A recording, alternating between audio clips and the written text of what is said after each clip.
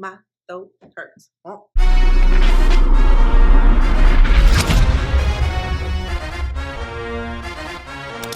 What up, world? Hey, y'all. This is Serena. This is Simone. And this is Clean Ears. Hey. So, guys, we are back with another snippet during our break. We hope that you've been enjoying your holiday season. Hope that you enjoyed your time with family, ate good, played some games, fought a little bit, made up, all that. All the things. And so we know you're probably at the point of a holiday hangover and just want to get away and listen to your friends at Clean Ears. First thing, Sarita, what I gotta know is because after holidays, it's like leftover season. You smashing just the same food for days, driving you nuts, all of that stuff. What is on your leftover plate, and what do you like get to be behind me? Well, I think we've established at this point that I am a non-traditional holiday person. We do not do a big holiday dinner. We hit the tree and then go our separate ways. So it could be Chinese food, it could be leftover pizza. I'm just eating regular food. It's over, y'all. Well, because my family goes in, we have a Jamaican Christmas. That's when we unashamedly cook all of our dishes and all the meats. Okay. Your oxtail, jerk pork, curry chicken, your curry goat, definitely macaroni and cheese, rice and peas. Also, a thing we've come to love and know as my mama's cake. Oh. So guys, now that we are done wrapping and unwrapping gifts, we got one last little thing that we're wrapping up, and that is this year in CHH. We are about to go through a couple of our just albums that we just cannot let you go into 2018 without having to listen to. So first, what was your favorite album of 2017? Favorite album of 2017, probably King's Kalidescope, The Beauty Between. I had to think about it. I really don't like picking favorites of anything. If you ask me my favorite of most things, I tell you I don't like to pick favorites. I like all things. But this album I kept coming back to over the last couple of months. Love it because it has the music vibe, it has the beats, it has all the artists I usually love to listen to, great message, and just a lot of great moments. I couldn't stop listening to it. And actually, during a lot of the transitions in my life in this last couple of months, I've come back to that album. So, yeah. What's interesting is I don't think that there's any one particular album that I've just had on super repeat this year, which is really surprising to me. I don't know if it's me. I don't know if it's the music. I don't know. I'm just going to say it's me. So I don't want y'all looking for me. I'll probably say a favorite.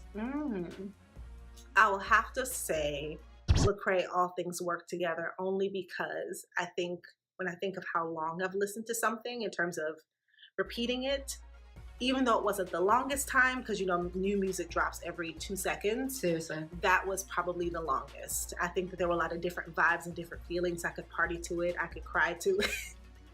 I could vibe to it. There are a lot of different feelings I could experience to it. And so it just got a lot of rotation on the strength that it was just so versatile.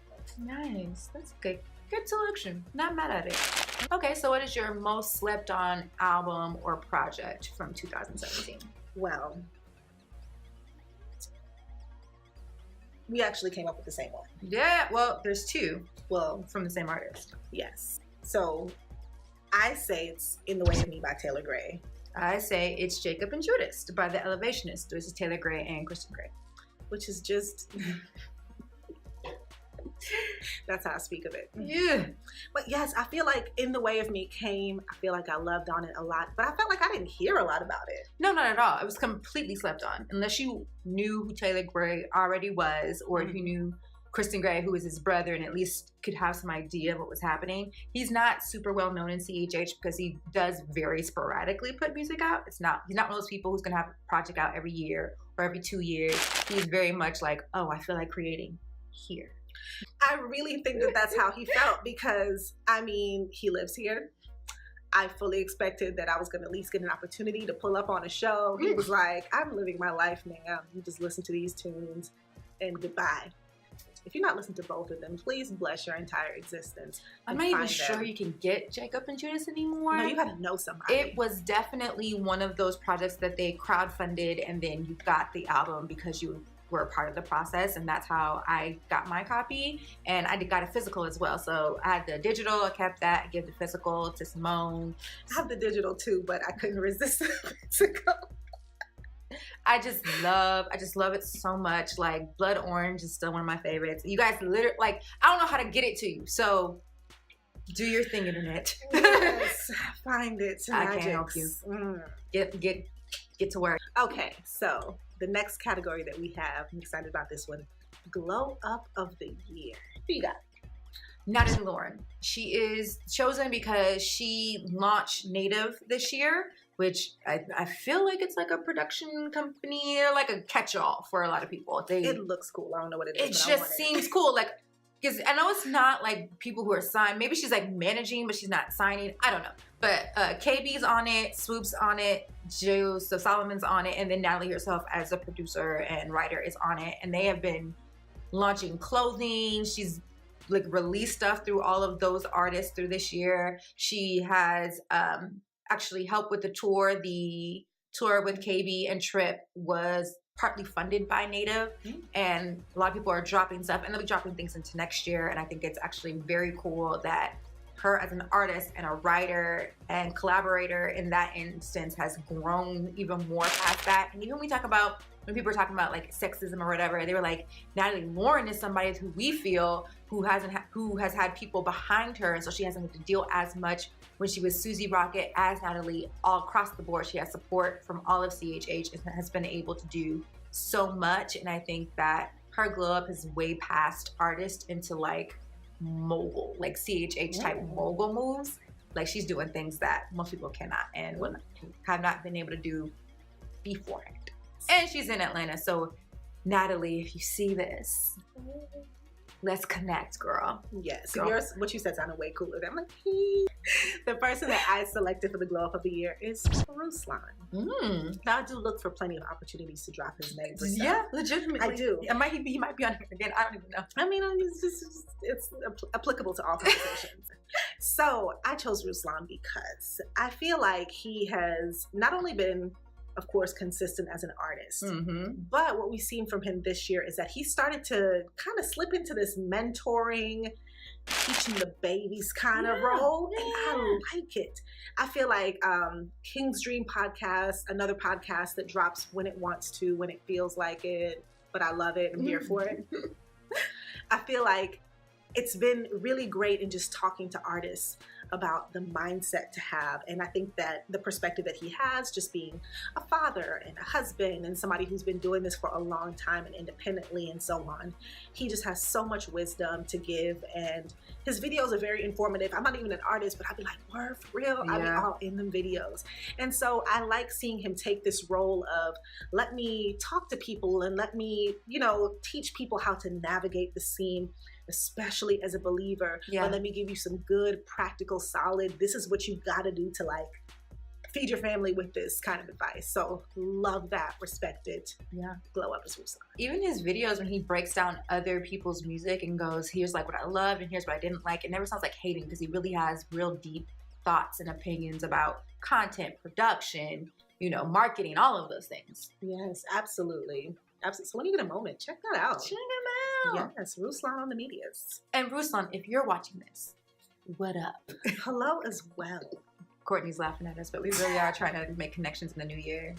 You're talking to everybody. All right, so who was the favorite artist that you discovered that was brand new to you, at least, in 2017?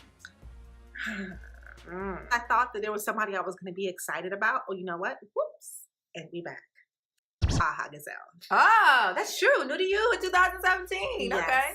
One, we have gotten through many a workout together. So thank you for just keeping me together. You don't even know you her workout partner. Yes. But I like Aha because his music is fun. I feel like he's 12, but somehow still gives us 90s nostalgia. And I don't know if he's really allowed to do that because I don't know how old he is, but because he does it well, we'll let it slide, but I need to see some ideas. Yeah. No, don't look. You'll be disappointed. He's a child. Thought so. But yes, his music is great. It's, he sings, he raps, but there's content. It's not just some Fetty Wap sounding guy. Yeah. definitely mumbles. But he's actually saying stuff. You listen, and be like, that was kind of hard. Picture perfect. I don't need no canon like Mariah. I'm still stuck on that. I would be stuck on that until I learn something else. Okay. What you got? Cass. She was new to me this year, and I actually looked to see if there was something I would have known her from. I wouldn't. She really did just pop up on my radar this year. I love her. I'm getting into like some of her other vibes because right now, like she does like poppy stuff, but then she also hits that R&B vein, and that's where I like really dig in. That R&B vein where it's cool but safe, but like flags, you know. Yeah. Like that's me. So I like to have stuff that soundtracks my life. Too. You know what I'm saying? I agree. So Cass, I really enjoyed her this year. Serena. Yeet. What was the best live show that you attended this year? This was hard because I feel like we went to a lot of shows this year. Like if you came to Atlanta, we probably fell through. And I think at the beginning of the year, we were like, nobody's going to Atlanta. We're not going to be able to see these shows. Everybody came. It was a lot. It was awesome. We were like, okay, we can't go to everything now. So expensive. We had, the budget take a hit. That's why you guys should hit us on Patreon so we can go to all the shows. And we can, be your eyes and ears on all of these places. Your hands and feet, if you will. Now the commercial break is over. I think my favorite was No Big Deal. I've seen him twice this year. So the second time he came, when Belief was here as well. That show was lit. First of all, No Big Deal always puts on a great show. It was beautiful. We all come together. It's like a family situation. And then to be able to see Belief in person, especially since I feel like he said he's retired, right? Or like not doing music no more? Something like that. So if you know, when you know that he ain't coming back, you're like, I gotta be in the building. And it was so good.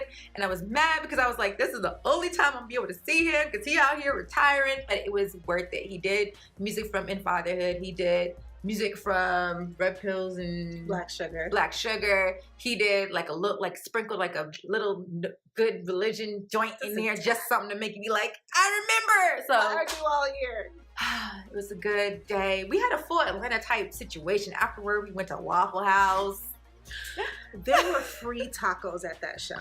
It was a very fun situation all around. It was great summertime memories, and so it was my favorite show of 2017. That was a good time. Got to see Mowgli the Iceberg, What Up RG, Michael V in these dance moves. Like we had a good time. Yeah, and we got to meet Belief. But you already heard about that. Check out episode 34, Boss Behavior, if you have not. And but where my brain is not set up. My brain was like, it was in the summer, figure it out. Let's see, my favorite show of the year was All Things Work Together. Once again, 2 answers on the board for y'all.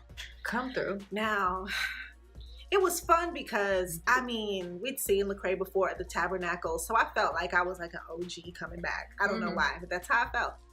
And so, just being in the balcony, we literally... had a ball. Just dancing, being girlfriends. And because we were kind of off in the cut, if some of your moves were not so safe, we're like, man, we in the dark, we far away. We in the dark, we far, nobody trying to check. So I just legit, like, it was like hair down, had a good time. So yeah, that was fun. People didn't stay on the stage too long. The openers were good. He had 1K Few and then Aha Gazelle opened for him. And so it wasn't my first time seeing 1K Few, but it was my first time seeing Aha. So that was very exciting. And yeah, we just had a blast. It was a fun night. And then we rode home in the drop top. One of the last few days we could do that because it definitely, winter came for you, girl. Yes, it blew out my curls, but it was well worth it. Yep. That was a fun night. And we got to be at the show where 1K Few was announced to be new to the lineup to Reach Records. Yes, got the chain and everything. So next category we have is the artist that we missed the most in 2017. I missed you. Not like you died, but you just didn't where you put that down. Though.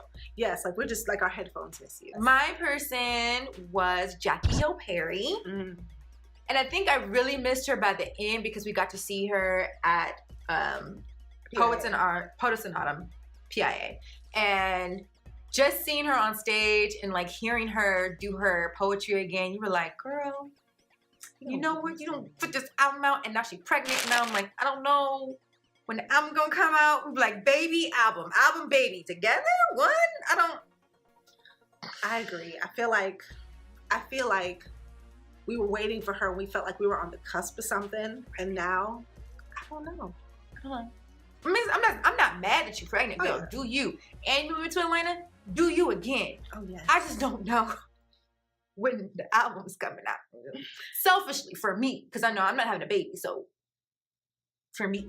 The artist that I miss the most this year is Jay Gibbons. Oh. Granted, I don't know if I'm smart enough to really be understanding his music. But you know what? I have all of the respect for anybody who's just not mumbling, using words, enunciating them things. You know what? Raps Using Christopher Nolan, words. where are you? We ready. missed the pistol emoji. We miss Wow. the pistol emoji. Yes, and I feel like all we got was, I feel like we got one single this year. Where you at? A bunch of features. I'm just like, where No are single. you? No yeah. album. And I'm just like, I really hope that in 2018, we can list a different artist at the end of the year and that you hit us with some music, please. Please, ask it nicely. Yes. Please. So our last question before we get up out here, because I know y'all are probably tired of us. You want us to wrap it up too. What collab do you want to see in 2018? I can't lie. I thought long and hard about it, and I was super lost on who to pick. This is why I was lost. My bar is now raised on collabs.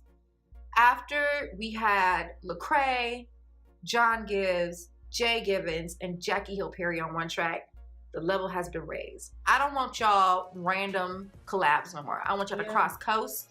I want y'all to get international with it. I want y'all to surprise me. If I can figure it out, then it's not dream collab. I need levels that I wasn't anticipating. Absolutely. And I think that in 2017, we really saw this influx of mumble Christian rappers. And so because that's a lot of that is kind of what's at the forefront, I feel like I'm not checking for that. But I mean, I'm not checking like I can't be like in a whole, like just I don't want to no, over just like a beat with just like a strong 808 and a piano. Like I don't want that. I want somebody who's gonna like use words, sentences, metaphors, similes, all the things that are required. Yes. So I don't have one right now, but maybe that'll change. Now, by the time you watch this, so in 2018, we might have something more to say. So, guys, I hope that you enjoyed our 2017 wrap up in CHH. If you have not listened to these artists or these albums that we mentioned, please treat yourself and listen to them. Yes, so much. You can go through all of our playlists of the year because at the end of the year, you can get all of this music right there in our playlist on Spotify. You can follow us at clean_ears_podcast.com. That's just it. Yep. Just podcast. Just podcast. So guys, until next time. Have a good time. Bye.